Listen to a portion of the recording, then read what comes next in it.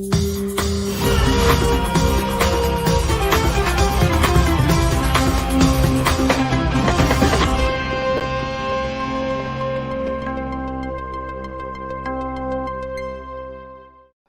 bem, pessoal, muito bom dia. Um pouquinho de atraso hoje, tivemos uns probleminhas técnicos, mas estamos no ar. Está começando o Desperta de hoje, quinta-feira, 28 de setembro, 7h13 da manhã. Bom, não reclamaremos, né? 7h13 da manhã, tudo bem com vocês por aí? Tudo certinho? Deu uma travada geral aqui no nosso equipamento, mas agora tá tudo certo. Estamos no ar, estamos ao vivo. Bom dia para todo mundo que já está no nosso chat. Vejo que muitas pessoas já estão comentando. E o que aconteceu? Não se demore. Aquela piada original que vocês fazem com o meu nome, né? Pessoal do Rio de Janeiro já tá por aí. Onde mais que eu vi que vocês estão falando aí? Vila Velha, Porto Alegre. Porto Alegre tá subindo as águas do rio, né? Do Lago Guaíba, né? São Paulo, Salvador, bom dia, todo mundo já está por aí. Muito obrigado, gente. João Pessoa da Paraíba também, muita gente chegando. Muito obrigado a quem nos acompanha pela TVT, pela TV Quirimurê, também pela Rádio Brasil Atual. Este programa está ao vivo na televisão aberta em São Paulo e Grande São Paulo, através da TVT, na Bahia, através da TV Quirimurê e também no radinho, você pode nos acompanhar na Rádio Brasil Atual, tá bom? Obrigado pela companhia, vai deixando seu comentário, vai deixando seu like e, por gentileza, faça aquilo que a gente peça todos os dias. Compartilhe este programa para a gente chegar ao maior número de pessoas possível, ok? Gente, recado importante agora no começo do programa, já que começamos um pouco atrasado, eu vou falar rapidamente, depois no final eu falo de novo, tá? Para pegar todo mundo no final do programa.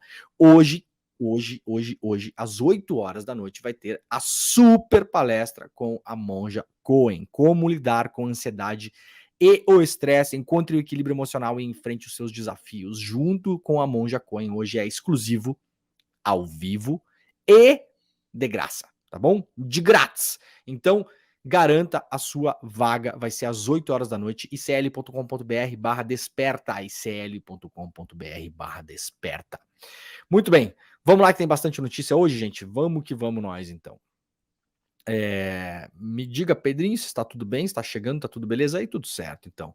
O Guaíba em Porto Alegre atingiu 3 metros e 17 centímetros o maior nível do rio desde a enchente histórica de 1941.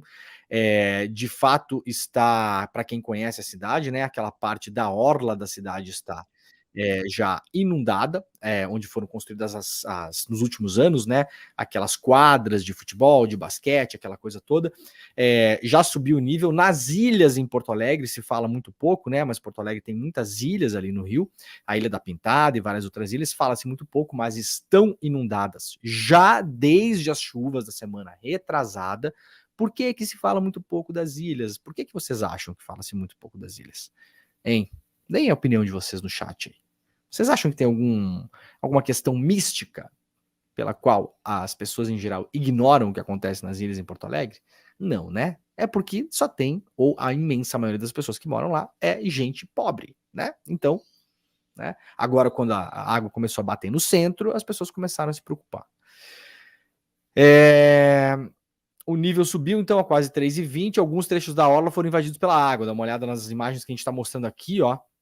Imagens bastante preocupantes, né? Aliás, se vocês quiserem acompanhar, o site Sul 21, lá do Rio Grande do Sul, está fazendo uma intensa cobertura. Deem uma olhada aí, ó. Isso aqui são as comportas, né, do muro, conhecido como Muro da Mauá, que é um muro que fica ali próximo ao rio. As comportas foram fechadas, né, e agora estão ladeadas também de sacos de areia, né, para evitar que essa água toda acabe sendo derramada no centro da cidade. Tem várias imagens legais lá no Sul 21, então quem quiser acompanhar, é a melhor cobertura que está sendo feita, né? O pessoal colocou drone para voar, colocou, olha aqui, ó, tem foto aérea, né? Tem um monte de coisa. Sugiro que vocês vão lá no perfil deles também no Instagram e lá no Reels deles, ó, tem esses vídeos aqui, ó. Isso aqui é um sobrevoo que foi feito, ó. Isso aqui é tudo uma região que foi, fizeram um retrofit, né? E aí vocês podem ver que aqui, ó, aqui em cima das pistas de skate ainda não chegou a água, mas olha só, mais para frente, ó, essas quadras todas, essas palmeiras que a gente está vendo aqui na imagem, né? Elas não devem estar submersas, né? Elas estão neste momento submersas. Olha as quadras, essas quadras foram instaladas nos últimos anos também, estão todas completamente alagadas, né? Então, monitora-se lá a situação para saber até que ponto que o rio vai, torcendo para que as coisas melhorem nos próximos dias. Vamos lá, um pouco de notícia para fora do Brasil. O Brasil pode liderar o processo de paz entre Ucrânia e Rússia. Olha só, né? Os torcedores do desastre, né? Os torcedores para que o Brasil permaneça sempre um nanico insignificante no mundo todo, né? O Brasil não tem condições, está se metendo onde não pode. O Lula isso, o Lula aquilo, né? Tem um jornalista, inclusive, que está sempre no Twitter, que passa o dia inteiro, né? Caçando frase, caçando sarna para dizer que, na verdade, o Lula não sabe de nada da Ucrânia e que o Brasil tá só fazendo bobagem, né? Veja só que engraçado, né? Embaixador da Ucrânia em Brasília diz, né? Não é o Che Guevara que está dizendo isso, nem o Fidel Castro que está dizendo isso, nem a Madre Teresa de Calcutá que está dizendo isso, é o embaixador de onde, Leandro? Da Rússia? Não, é o embaixador da Ucrânia que está falando isso. O Brasil pode liderar processo de paz entre a Ucrânia e a Rússia. Vejam que coisa curiosa. Quem sabe esses analistas de Twitter podem ensinar, então, o embaixador da Ucrânia que ele está errado, né? Estará equivocado o embaixador, né? O Andrei Milenko, né? Recém-chegado ao Brasil, o novo embaixador ucraniano, Andrei Melnik, pretende mobilizar a democracia brasileira a pensar fora da caixa e liderar um processo de paz com a Rússia.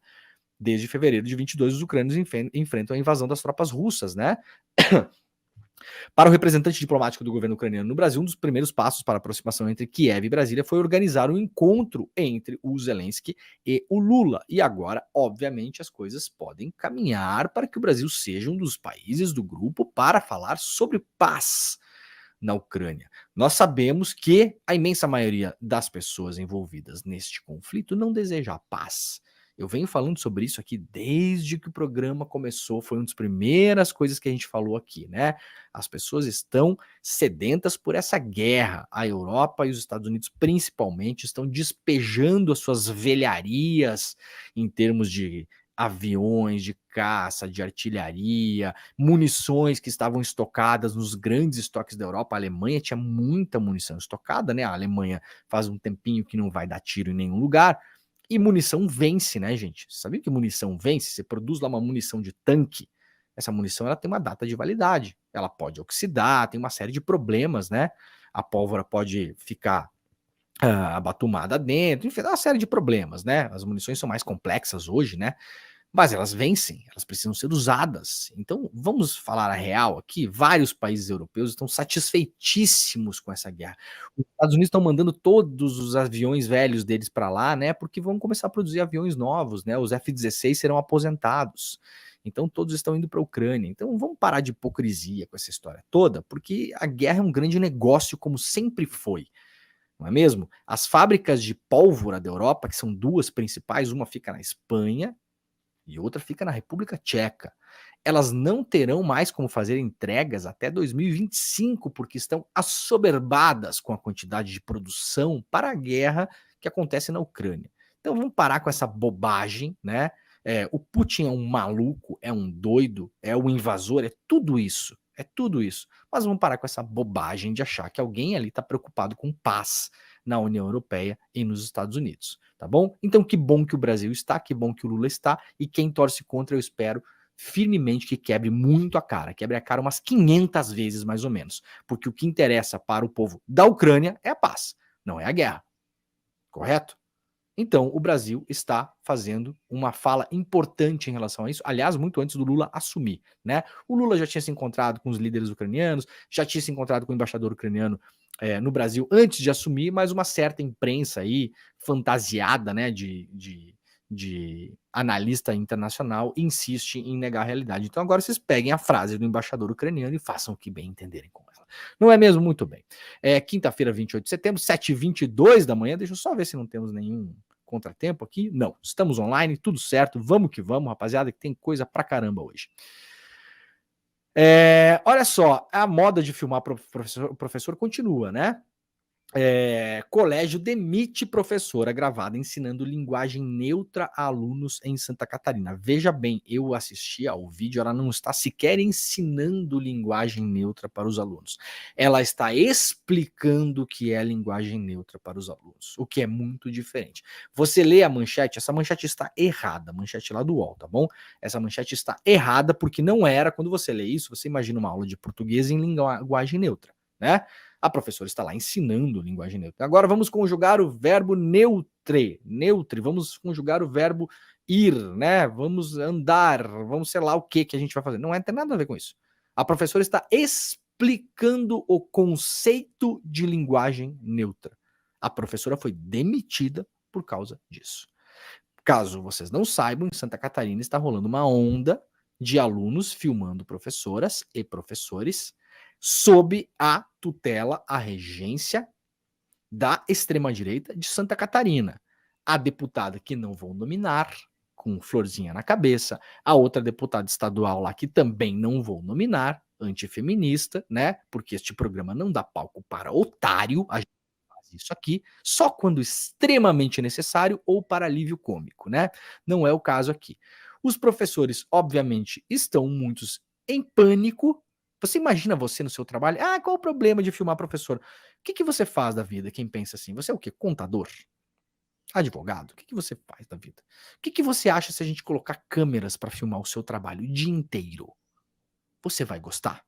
Vai se sentir confortável? Vai ficar tudo bem? Tem problema no que se fala numa sala de aula? É claro que não tem problema no que se fala numa sala de aula, no geral. Né? Os professores, aliás, são vítimas de um sistema de opressão em várias escolas. Essa é bem da verdade. Para além de ganhar salários ridículos e ter carga horária absurda e ter que lidar com um monte de moleque que fica infernizando a vida dos professores. Essa é, quem tem filho sabe. Quem tem filho sabe. Eu toda vez que vou na escola do meu filho, eu chego lá com pena das professoras, né? Brincando aqui, mas assim, não é mole ser professor e ser professora. E aí, essas filmagens, obviamente, são sempre tiradas do contexto. Você separa um pedaço e você joga aquele pedaço. Não dá o contexto nem do semestre, nem do ano, nem de quem é aquela professora, nem se ela tem um jeito mais brincalhão, se ela tem um jeito mais irônico, se ela tem um jeito mais assim, mais assado. E isso está virando uma caça às bruxas. Aí o colégio foi lá, a professora de língua portuguesa foi demitida do Colégio Salvatoriano Imaculada Conceição de Videira. Viu, senhores do Colégio Salvatoriano da Imaculada Conceição de Videira? Após um aluno publicar um vídeo da docente ensinando linguagem neutra. Não estava ensinando linguagem neutra, estava ensinando o conceito da linguagem neutra. Se isso não é educação, eu não sei mais o que é educação. É uma grande polêmica que está acontecendo, não só no Brasil, no mundo todo. A professora vai lá e explica para os alunos o que é. Demitida. Né? Sem saber que estava sendo gravado, obviamente, a professora diz em um vídeo: se você fosse uma pessoa não binária e te ofendesse ser chamado de todos, porque todos não abrange teu tipo de gênero, diz ela, né? Você teria que engolir, diz ela, entre aspas, né? Porque você é a minoria nesse caso. E ela ensina, dá o conceito da linguagem neutra, né? É claro, a gente pega isso aqui, esse trecho, só esse pedaço aqui, parece que a professora é um monstro, né? Eu posso imaginar que ela tem um histórico no colégio, né? E aí, vejam que curioso. Vejam que curioso. O UOL tentou ligar lá, diz a escola que a questão já está resolvida com os pais. Obviamente, os pais Minion foram lá encher o saco da escola, né? E essas escolas hoje em dia também virou tudo um comércio, a escola fica sapateando conforme o papai e a mamãe batem o pé, porque senão o filhinho sai de lá e perde a matrícula. Essa é a grande verdade em relação à escola privada também.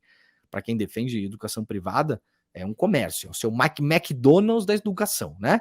Aí vai lá e os pais fazem o que querem, inclusive demitir a professora. E aí, vejam que curioso. No site do colégio, a proposta pedagógica apresentada pelo colégio é a seguinte: capacitar os alunos para se posicionarem, aspas, proposta do colégio, de maneira crítica, responsável e construtiva nas diferentes situações sociais.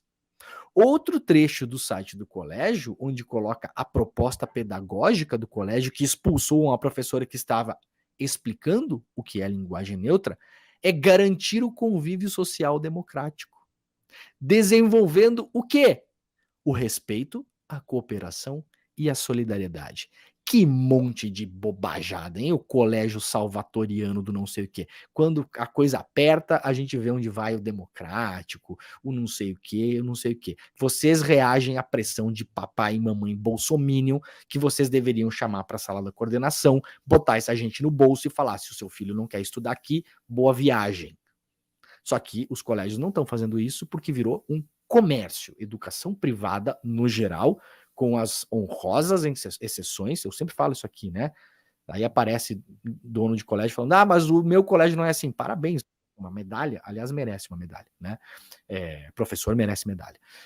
Agora, a gente vê nesse momento, né? Colégio Salvatoriano Imaculada Conceição em Videira. Parabéns para vocês, tá bom? Tomara que o colégio de vocês se transforme num McDonald's, coloque um monte de professor horrível aí para ensinar os alunos de vocês da pior maneira possível, não ter visão nenhuma de mundo, que quando eles forem adultos eles estarão super preparados, né? O colégio. É um negócio inacreditável, né? Muito bem. Após decisão judicial, olha só que curioso, né? Eu vou juntar uma coisa na outra porque é uma coisa meio óbvia. Após decisão judicial, a Unisa dos estudantes de medicina que acharam por bem ficar pelados numa quadra e simular uma masturbação coletiva, ou sei lá o que estavam fazendo lá, né? Eu não vou entrar na questão moral disso, tá bom? Não vou entrar na questão moral. Eu vou entrar só na questão que, há uns anos atrás, diziam que as universidades privadas, as universidades públicas, eram um antro, né? Dessas maluquices e da maconha, não sei o que, a gente tá vendo onde tá acontecendo as coisas, né? Após a decisão judicial, o NISA vai reintegrar os 15 alunos expulsos.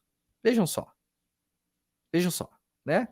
Após uma liminar da sexta vara, a Universidade de Santo Amaro decidiu reintegrar 15 alunos da Faculdade de Medicina expulsos após aparecerem em vídeos nus tocando nas partes íntimas durante jogos universitários em abril deste ano.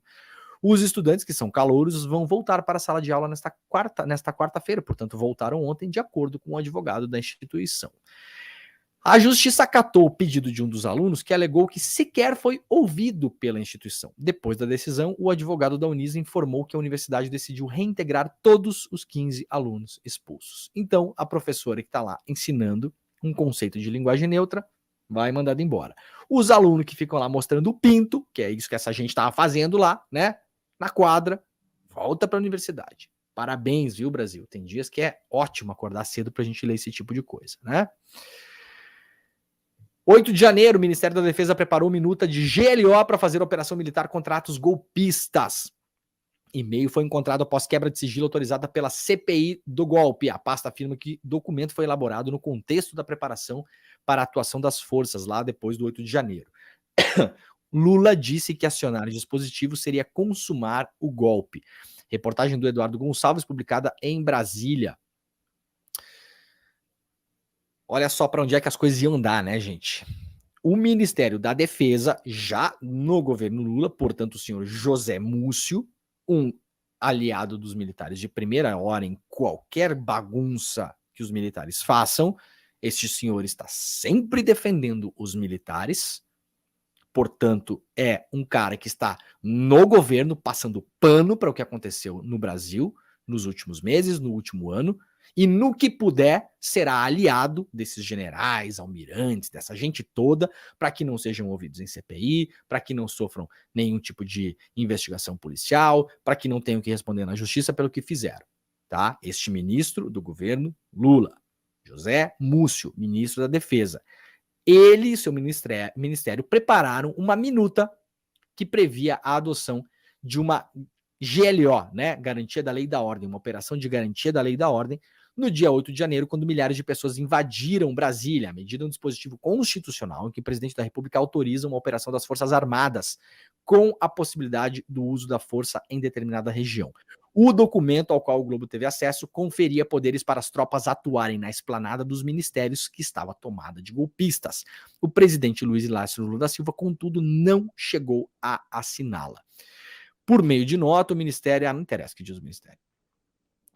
Na ocasião, não interessa porque, você sabe, eu vou ler para depois as pessoas, né? Depois vem alguém do governo falar, você né? Vem reclamar, tem que ler o outro lado, tá aqui outro lado. Sabe o que o Ministério falou? Conforme a Constituição Federal, uma GLO só pode ser realizada exclusivamente por ordem da Presidência da República. Nossa, e a chuva é molhada, né? E o sol nasce todo dia. Que obviedade. Na ocasião, o Ministério era comandado há uma semana pelo ministro José Múcio Monteiro, nome escolhido por Lula para fazer parte do novo governo de esquerda com os militares diante de um cenário de alinhamento da cúpula das Forças Armadas com o ex-presidente Jair Bolsonaro.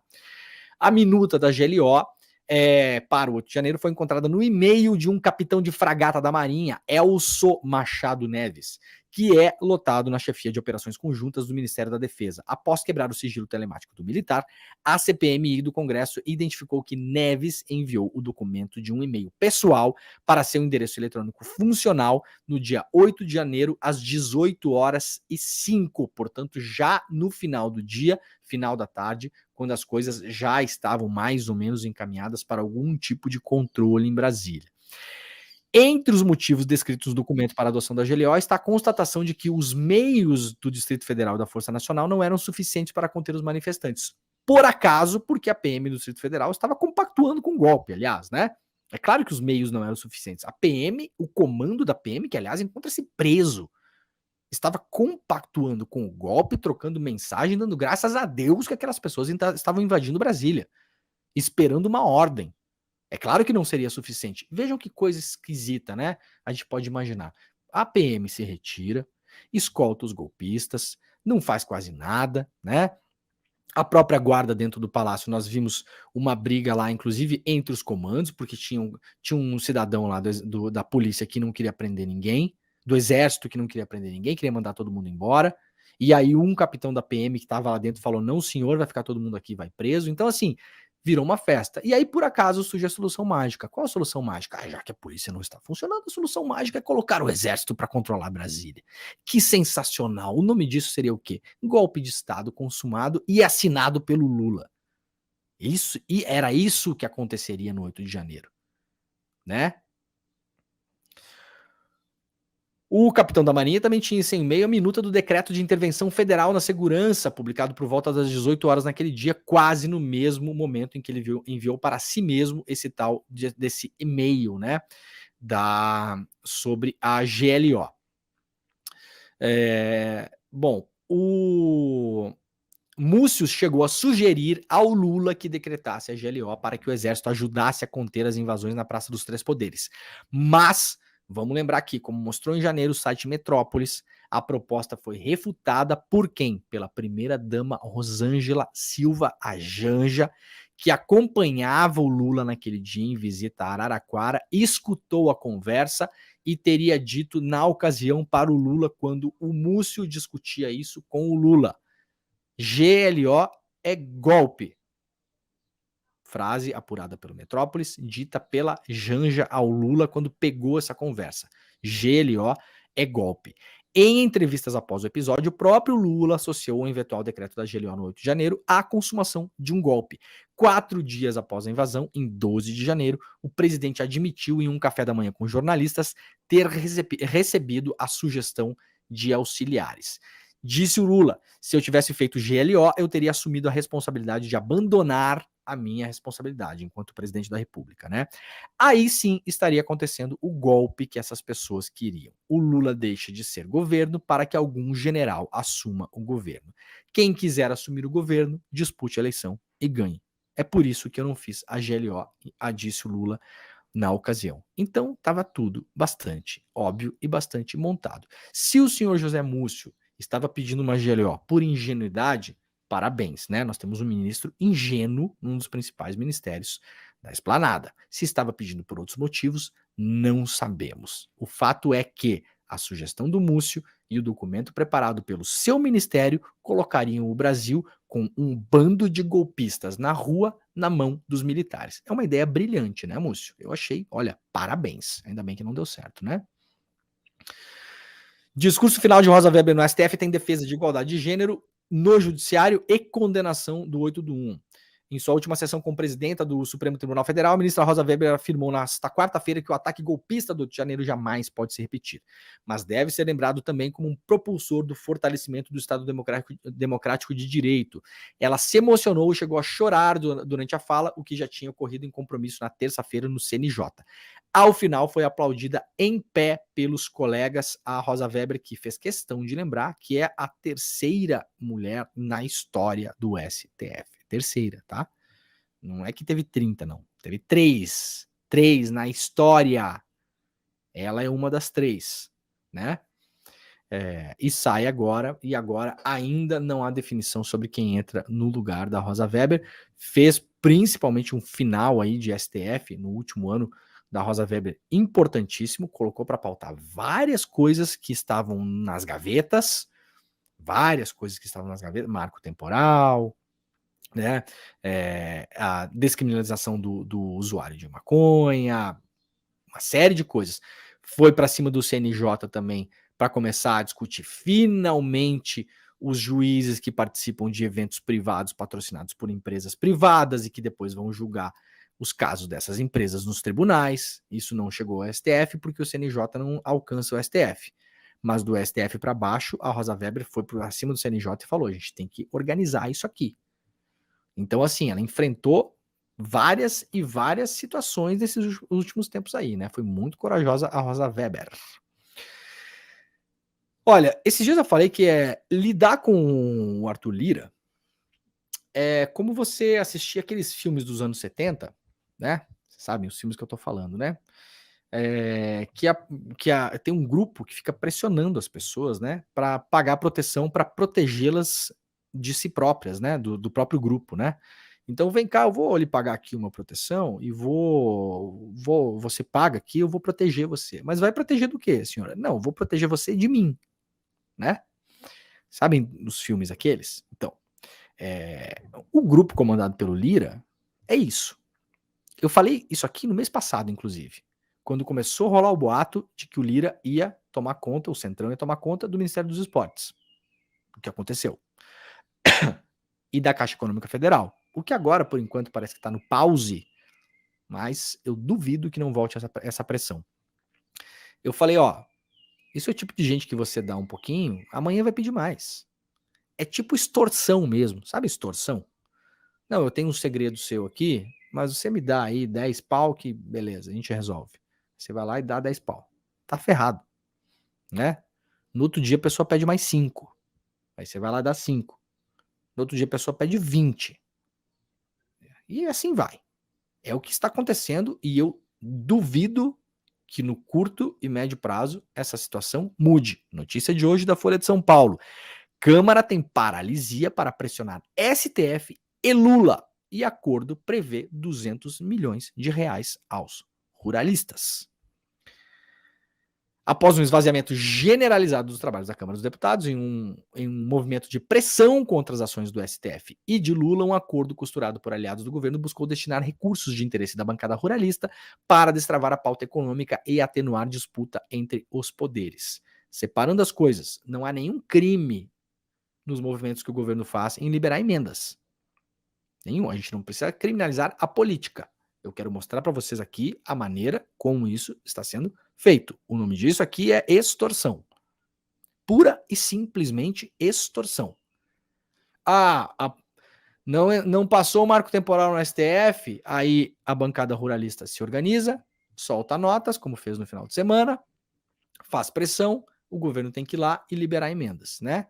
Vai lá para a pessoa comprar trator a juro de 0,5%, vai lá para pagar menos imposto do que o cidadão comum, vai lá para se ter mais seguro lá na safra, se perder a safra tem seguro, você no seu trabalho tem seguro se você perder o seu bem de capital e tal, não, né? O agro tem, você não sabe, você sabe, né, que tem, né? Se você precisar comprar um computador para trabalhar, você tem algum tipo de linha de financiamento no BNDES? Não tem, né? O agro tem.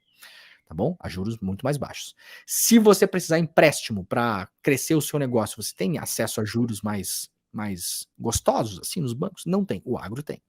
Você paga 27,5% de imposto? Pois é. A maior parte das pessoas do agro não. Paga muito menos do que isso. Se você produzir alguma coisa no Brasil e precisar exportar para vender para o mercado exterior, você vai pagar imposto? Vai. O agro paga zero. É o grande setor beneficiado do Brasil, mas de longe. Mas nunca é suficiente. Nunca será suficiente. Essa é a grande questão dessa história, né? E aí o Arthur Lira vai lá, se reúne com os líderes partidários, se reúne com o líder do governo e já volta para a Câmara e fala, pessoal, sabe aquele pessoal que fica escorado num Mustang do filme dos anos 70, fumando um cigarro fora do bar? Então, o Lira entra no bar, né? Fala com uma galera, volta e fala, pessoal, resolvida a questão. Né? Essa é a cena que está descrita na matéria, inclusive, né? Claro que não do bar e do Mustang, né? É na Câmara. Afirmou que voltou para a base e afirmou que havia resolvido o entrave. Qual o entrave? O entrave é facilitar a dificuldade que eles próprios venderam, né? Então é um negócio inacreditável e isso, olha, não vai parar. No Senado a coisa também vai desse mesmo jeito. O Senado afronta a STF e aprova projeto de lei que institui marco temporal. O STF acabou de falar que o marco temporal é inconstitucional. O Senado foi lá e aprovou uma lei do marco temporal. Sim, exatamente a mesma coisa. O que é que pode acontecer agora? O STF vai ter que se reunir de novo, pegar de novo esta porcaria e falar de novo que ela é inconstitucional. Basicamente é isso que vai acontecer. E veja como as coisas andam. Para quê?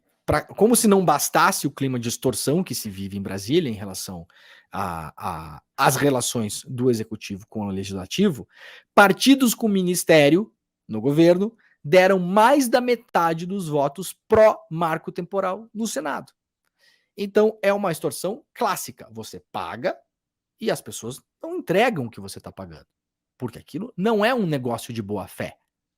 Você não está negociando com pessoas de boa fé. Isso é uma negociata, na qual você é um refém. Esse é o esquema que está montado. Como o governo vai sair disso, eu tenho a menor ideia, né? Não tenho a menor ideia. Eu estou dando para vocês aqui no programa uma fotografia do que está rolando. Como o governo vai sair dessa enrascada, eu não tenho a menor ideia. Dos votos no plenário no Senado a favor do marco temporal para a demarcação de terras indígenas, mais da metade foram de partidos que comandam ministérios no governo Lula. Que tipo de base é essa? O texto foi aprovado por 43 votos a 21. Dos 43, 27 foram de partidos que têm ministérios e, em tese, deveriam votar para o governo. Veja que não, vem cá, você me dá esse ministério, você me dá a Caixa Econômica, você me dá a presidência do não sei o quê, você me dá isso, você me dá aquilo. E aí eu vou votar com você na Câmara e no Senado. Acontece? Acontece às vezes. É uma base líquida, né? É uma base de Bauman, né? Temos a modernidade líquida, no Brasil nós temos a base líquida. A base do governo hoje é a base líquida. Você não sabe se um dia ela vai cair para o lado, se faz mais calor, fica mais líquida, se faz mais frio, ela fica um pouquinho menos, né? Ai, ai, ai. Os 27 votos a favor do marco temporal no Senado partiram de partidos com ministérios. PP, PSB, PSD do Kassab, MDB, Republicanos do Edir Macedo, União Brasil e o PDT. PDT lá do Ciro Gomes também, né? Então vejam como as coisas andam.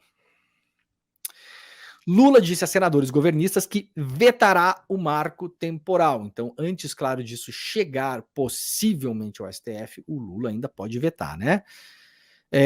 A senadores governistas, o presidente se comprometeu a vetar a tese que passou no Congresso. Lula pode vetar o texto ou aprovar a proposta parcialmente, já que o petista indicou a aliados que não aceitará o projeto na íntegra. Nos bastidores, a informação que circula é que o senador bolsonarista Rogério Marinho disse que a oposição aceitará trechos do veto de Lula. Então está sendo negociado um marco temporal para passar marromeno, né? Passa marromeno aqui, né? Vamos ver o que vai ser isso aí. STF, claro, pode declarar inconstitucional a nova lei sobre o marco temporal que foi aprovada no Senado. Rosa Weber já fomos, né? Já foi comentado. Barroso assume a presidência do STF hoje, na quinta-feira, e herdará quase 5 mil processos. O novo presidente Luiz Barroso vai tomar posse nesta quinta-feira, vai ter um evento em Brasília. O Barroso vai herdar no cargo um acervo de quase 5 mil processos. Os dados são da área de transparência do tribunal. A maioria dos casos é de processos que chegam ao tribunal e, pelas regras internas, devem ser enviados diretamente ao seu presidente. Nesta classe, por exemplo, estão recursos extraordinários, 4.698 casos. Então, o Barroso vai ter um acervinho aí para dar conta, né? Gente, Bahia tem novo pico de violência com tiroteios e mortes. Estado vive uma onda de violência absurda, já são 54 mortos. Aqui o Jornal Nacional coloca como 54 suspeitos mortos. Suspeitos de quê, cara? Sabe, a imprensa não vai aprender a cobrir suspeitos. São 54 mortos, não tem suspeito de absolutamente nada. Tem investigação sobre os 54? Dá para colocar todos os 54 pessoas que foram assassinados pela polícia na Bahia como suspeitos? Suspeitos de quê? Então a gente vai colocar os policiais como suspeitos também. Suspeitos de quê? De assassinato. É uma loucura, cara. Toda hora que rola esse tipo de chacina, é o mesmo tom. Alguém precisa dar um curso nas redações, nessas grandes redações. Parece que a gente tá vendo cobertura dos anos 80 de página policial. Tem 54 pessoas que foram assassinadas pela PM e também pela Polícia Federal na Bahia. Suspeitos de quê? Os senhores apuraram se os 54 são suspeitos? Porque se um não for suspeito de nada, então são 53. Então já não é 54. É uma coisa, né? A onda de violência na Bahia produziu mais cenas de terror nas últimas 24 horas. Um tiroteio levou pânico aos moradores de Amaralina, perto na região central de Salvador. Teve alguns atentados também, né? Um estrondo de um tanque de combustível atingiu um poste porque tacaram fogo em um ônibus, né? Nessa região. A noite passada também foi muito violenta em Acajutiba, a 200 quilômetros de Salvador. 5 homens morreram em confronto com a polícia. Eu vou colocar aqui isso aqui como suspeito também. Confronto com a polícia é o que diz a polícia. Isso aqui não é uma investigação que foi feita sob o acompanhamento do Ministério Público, que tem o dever de fazer a correção em cima da polícia também, acompanhar, né, externamente. Então, não dá para dizer que 5 homens, esta frase está errada. 5 homens foram mortos em confronto com a polícia. Não se pode afirmar absolutamente isso. Não há absolutamente nenhuma prova, zero provas de que isso aconteceu. Porque isso sempre é a palavra da polícia. E nós sabemos que muitas e muitas e muitas vezes é mentira. Não há confronto nenhum. Há puro assassinato, chacina, morticínio. Pode ser que aqui tenha havido um confronto. Então, assim, 5 homens morreram em um suposto confronto com a polícia. Aí, na segunda frase, segundo a PM, claro, eles estavam escondidos em uma área da mata e atiraram nos policiais. Pode ser? Pode, claro que pode ser. Pode não ser também? Claro, claro que pode não ser também. Muitas vezes não é. Tantas e tantas vezes não é. A Bahia vive uma onda de violência que já deixou 54, de novo aqui, suspeitos mortos. É um festival de coisa errada essa matéria de Jornal Nacional, né? Que deixou 54 mortos. Vocês não sabem, vocês não foram apurar. Ninguém sabe se são 54 suspeitos. Só no mês de setembro, 54 pessoas mortas em setembro em confrontos com a polícia na Bahia. É uma chacina. É uma chacina. A onda de violência começou também muito por conta do assassinato do Lucas Cabé, policial federal, que perdeu a vida, foi assassinado, né, por bandidos na periferia de Salvador há 12 dias. E aí a gente vê o quê? A Operação Vingança, sempre a mesma coisa. Na semana passada, 3 blindados da Polícia Federal foram embarcados em um navio da Marinha e levados para Salvador. Vocês acham que estes blindados foram fazer o quê em Salvador? Passear no Pelourinho, que não foi, né? Por causa da insegurança, mais de 1.000 alunos ficaram sem aula nesta quarta-feira no complexo do Nordeste de Amaralina. Os ônibus tiveram que mudar o itinerário. Hoje, a Anistia Internacional Brasil pediu a interrupção das operações policiais na Bahia e disse que o combate ao crime organizado não é licença para matar. A Secretaria da Segurança Pública da Bahia, governada pelo PT, não se manifestou. É o pior cenário de violência do Brasil em relação à violência policial. Seguramente esse ano não há nada igual, é pior do que o Tarcísio fez em São Paulo. Pior. Tem o dobro do número de mortes.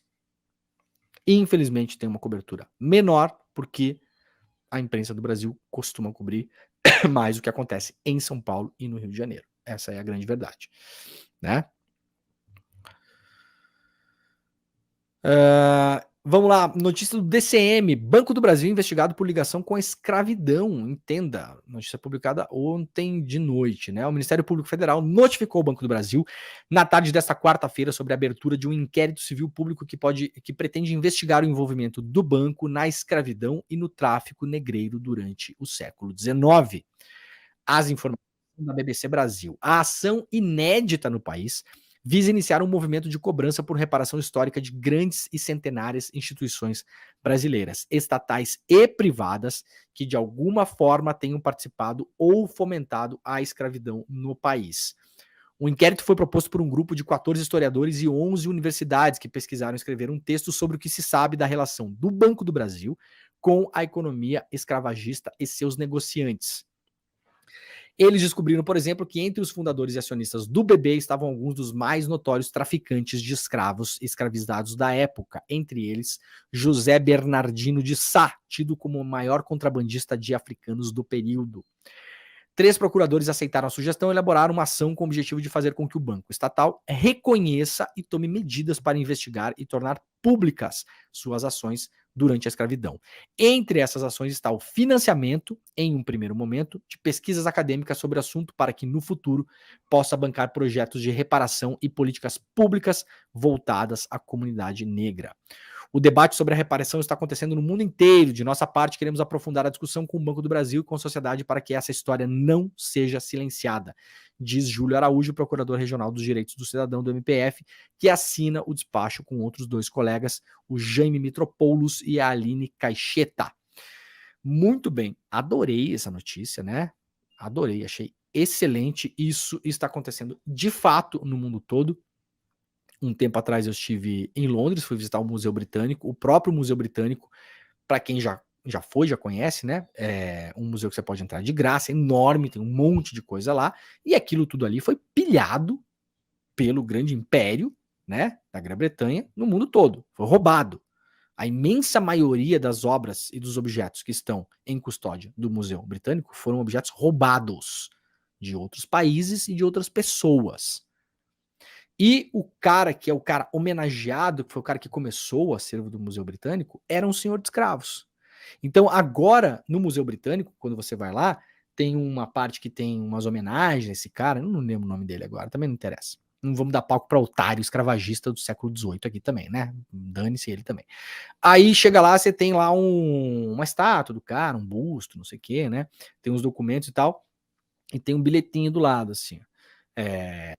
Britânico falando, né, relembrando que o cara era um senhor de escravos, era um grande traficante de escravos, fez fortuna, né, nas plantations de cana-de-açúcar na América Central, né, que tinha muito lugar que foi tomado, né, roubado e colonizado pela Grã-Bretanha, e aí o museu ia refazer toda essa parte do museu para recolocar as coisas nos eixos, contar a biografia direito do cara, parar de celebrá-lo como se fosse um santo, né, e colocar inclusive coisas e ideias que ele e outras pessoas roubaram dos escravizados nas colônias, na Jamaica, nas Ilhas Virgens, em vários lugares.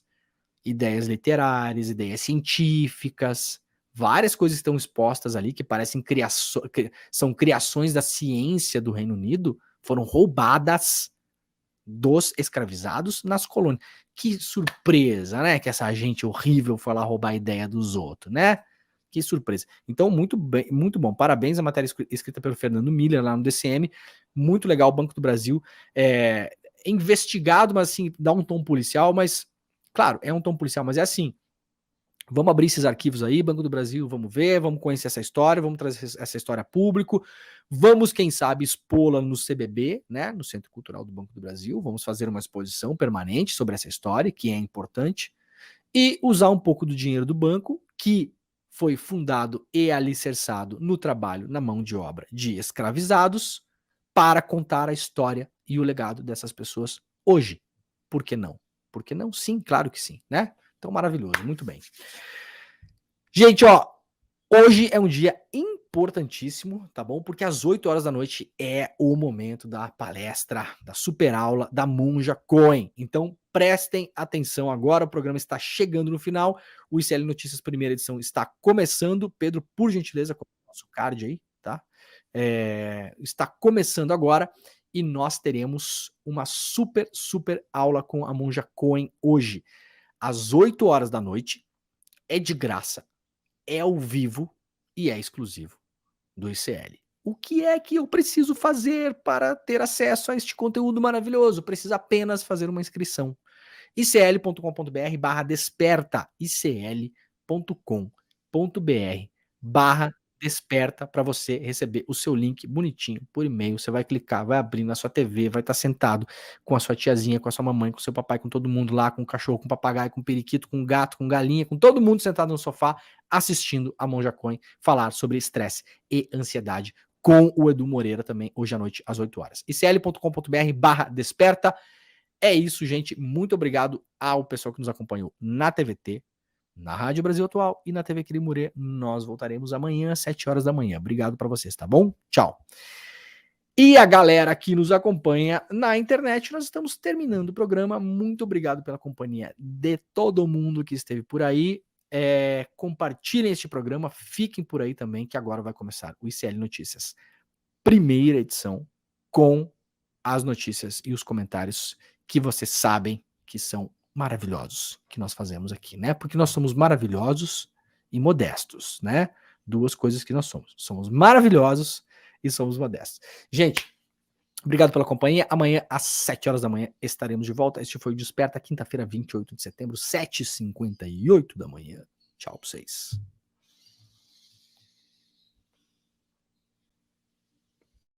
Fala, turma, chegou o grande dia da aula com Monja Cohen sobre como vencer o estresse e a ansiedade. Se você já está inscrito na aula, 1 hora antes da aula vai chegar o link no e-mail que você cadastrou para você poder assistir a aula. Checa sempre naqueles e-mails spam, lixo eletrônico, outros, porque às vezes está nessas caixas, toda a plataforma de e-mail tem. Se não está inscrito, é só clicar agora no link aqui em cima ou aqui embaixo e em poucos segundos se inscrever gratuitamente. Não vamos perder essa aula não, é aberta, gratuita, só que não tem replay, então 8 horas da noite tem que estar todo mundo lá. Um abraço e até mais tarde.